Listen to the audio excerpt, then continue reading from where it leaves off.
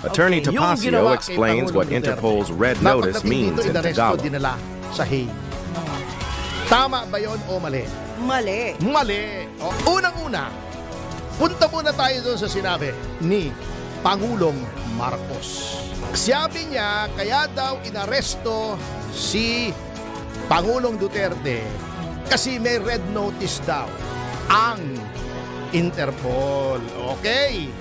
Hindi natin mapahindian ang Interpol.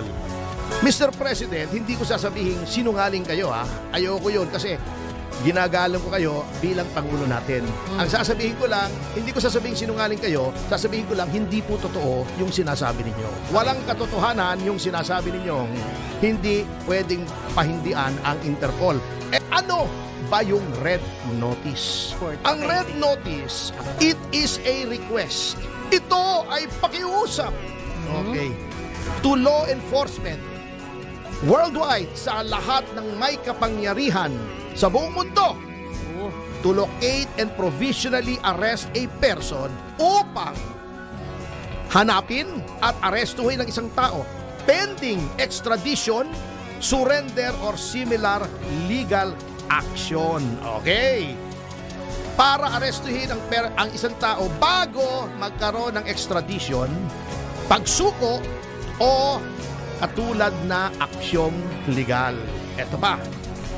Member countries, ang mga bansang kaanib sa Interpol katulad ng Pilipinas, apply their own laws ay ipapatupad ang kanilang sariling mga batas in deciding whether to arrest a person. Okay. Kung sa pagpapasya nila, kung aarestoin o hindi ang isang tao. Ibig sabihin, hindi totoong hindi mo pwedeng pahindian sapagkat it is a request. Ito'y pakiusap.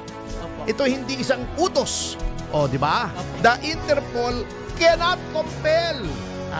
Ang Interpol ay hindi maaaring pilitin. Yan. Ang isang member country na ipatupad ang red notice. So, hindi po totoo. Sa puntos pa lang yon. Hananap kayo ng basihan sa batas na hindi natin pwedeng pahindian ang Interpol at nararapat lamang. Bakit? Sapagkat tayo ay isang sovereign country. Hindi pwedeng ang pagpapatupad ng ating batas ay iuutos ng ibang bansa. That is the essence of sovereignty.